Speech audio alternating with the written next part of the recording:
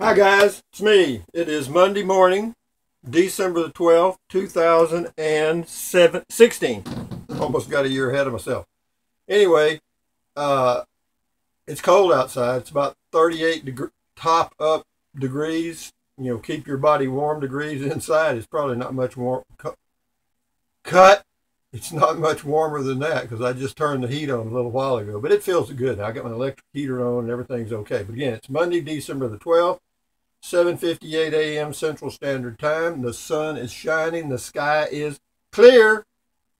And this is the dark side of the moon, kinda. I got a new light right there.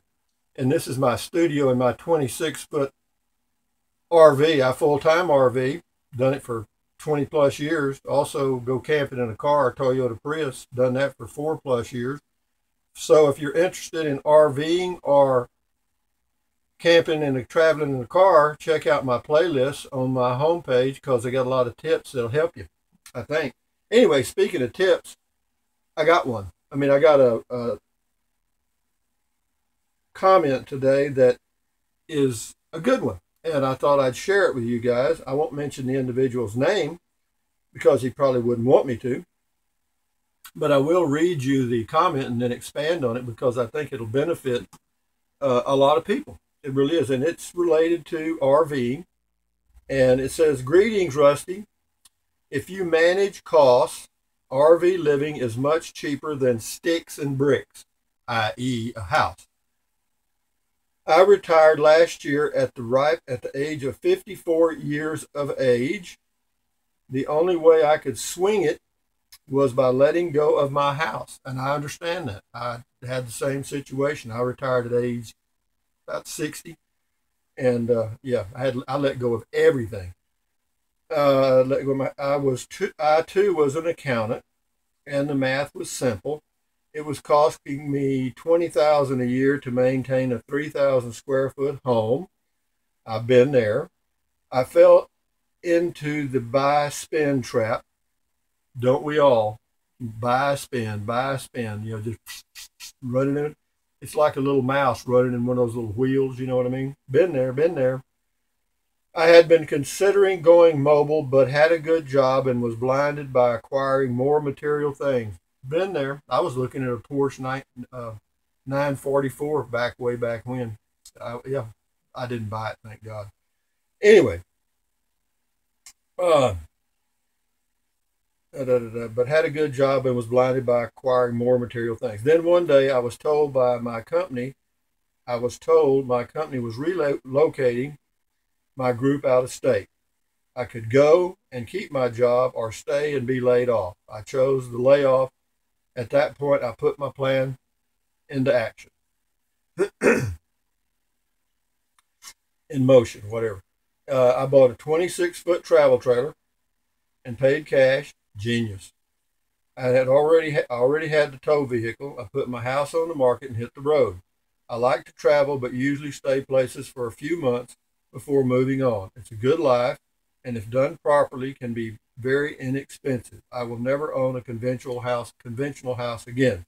You know, for those of you, I know there's a lot of people out there, and most of them probably won't watch this video because I don't get that many views, but uh, a lot of people are on the fence as to whether they want to sell their house and live in an RV full time or not. And I understand that's a difficult situation to be in because we are programmed from birth to acquire things, particularly big homes, and pay property taxes.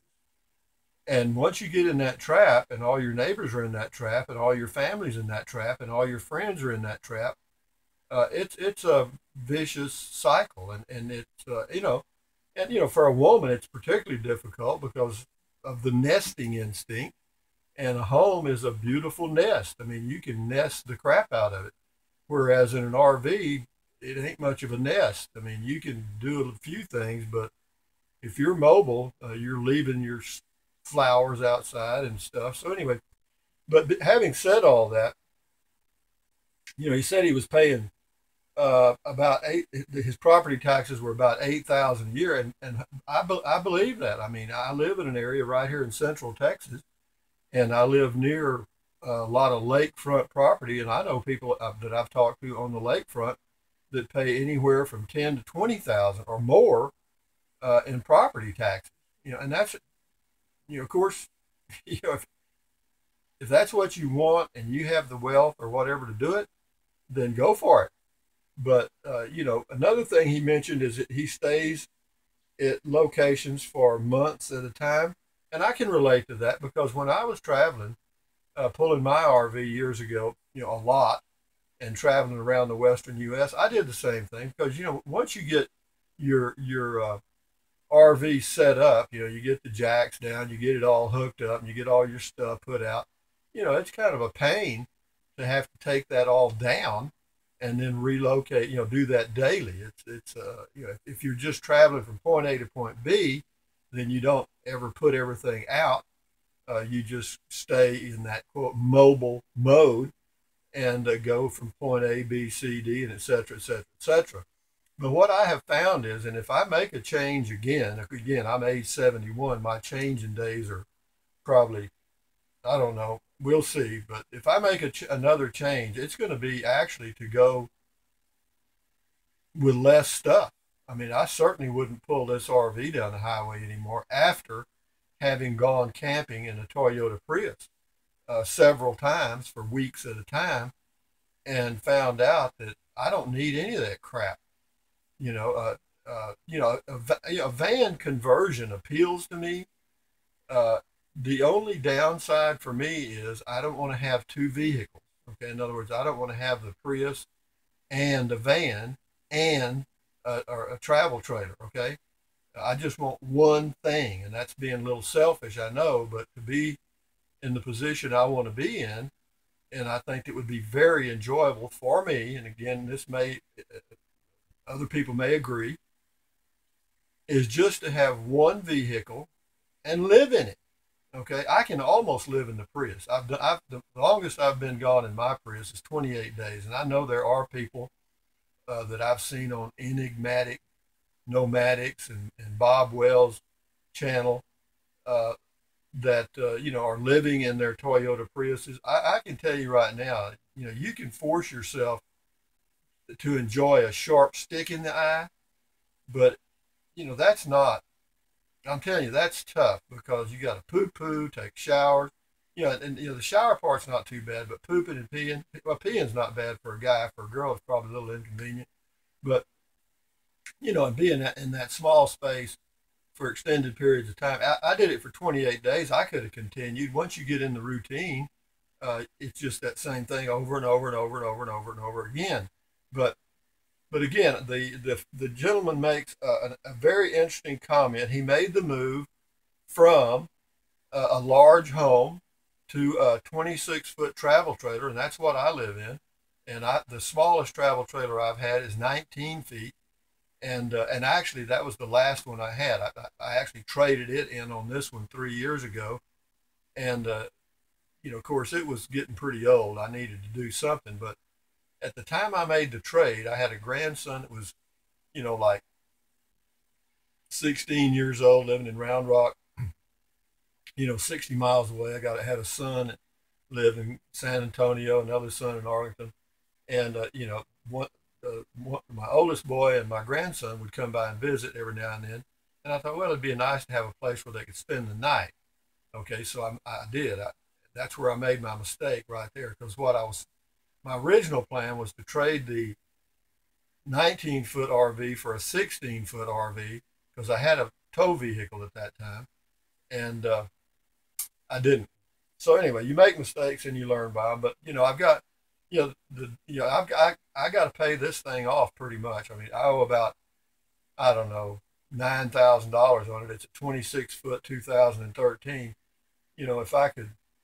If I could get out of it, I probably would, and then buy me a 16-foot. But to sell it's kind of difficult because I live out here alone, and if I wanted to sell it, and somebody came out the same day and they bought it and said, yeah, we'll take it, and they backed up and hooked up. Well, I got to put all my stuff on the patio, and that's where I'd have to sleep that night or for a few days till I found another home, unless I got a motel room, and that's a thought. And then I need to get rid of the Prius because I'd have to have a tow vehicle, and there you go, yada yada yada yada yada. So for if I switch to a 16-foot RV and buy a tow vehicle, even going used RV and used tow vehicle, you're still looking at a minimum of 20 to 25,000 for both, because you can't hardly find a decent used truck for less than 10 to 15,000, and you can't find a decent RV. Well, you could find a decent RV in that range for around 10,000 probably. So you're still looking at $20 to $25,000. Well, for that much, you could buy a good used Class C RV. However, if you have a Class C RV, you can't hardly use that as a personal vehicle too. Do I want to tow my Prius? No, I don't want to tow. I don't want a tow vehicle. And so I know it's my problem. It's something I have to work out. So that's why I've been looking at the van conversion. I'm still looking. I saw one yesterday on on Enigmatic Nomadics. This guy was a retired, or not retired, but he's like an electrical engineer, and boy, he had some really nice stuff set up inside of a high box van with solar and stuff. And that's what I'd like to have, the setup like he had, because he had a refrigerator, had it really set up neat. And but I'm not an electrical engineer, so I'd have to pay somebody to do all that. So and then getting a decent van, you're looking at, again, a decent high box van, at least 15, which is that's doable. That's doable. Okay, and then I'd have to put, by the time I got all the solar and stuff in it, I'd have to put in another 3 to 5,000, so we're at 20,000 again. But I could get by with one vehicle. I could live in the van and then go shopping in the van and all, do the family car stuff using the van, because the van would probably get 15 to 20, maybe 20, hopefully, and that would work. But having said all that, that all started from this guy that made the switch from bricks and sticks. You like that? Made the switch from bricks and sticks. Not bad. But he did it. And thumbs up to you, guy. Good luck to you, and maybe we'll pass on the road somewhere. Who knows? I still have the itch real bad. I mean, right now it's too cold for me to go anywhere. Even though I could go to Quartzsite, temperature's probably all right there. I'd be going in the Prius, so I wouldn't be out there too long. But I'm going to go in April, and this time when I go, I'm going with the idea of the purpose of my trip starting this April 2017 are going to be to find either a van, build out one that's already built, and if anybody out there has a van that is that is already done and it's in good shape, well, shoot me a comment, because if I can get rid of my Prius and get rid of my trailer, I'd make the transition like that, probably. I probably would. I guarantee you I probably would. But anyway, having said all that, guys, y'all have a good Monday. It's Monday, December the 17th. Thumbs up, carpe diem, adios, bye-bye. Buy American made when you can. And take deep breaths in through the nose and out through the mouth. Drink plenty of water, walk for exercise, stretch, do all those good things, and keep your health, and keep those comments coming, because that's my lifeblood, folks. And thank you so much, Mr. Greetings Rusty. I appreciate that. I really do. And anyway, he also left a comment related to my printer, and I'm still working. It's not a big problem. It'll work out. I mean, I'll work it out, guys. Don't worry about it. I've been through.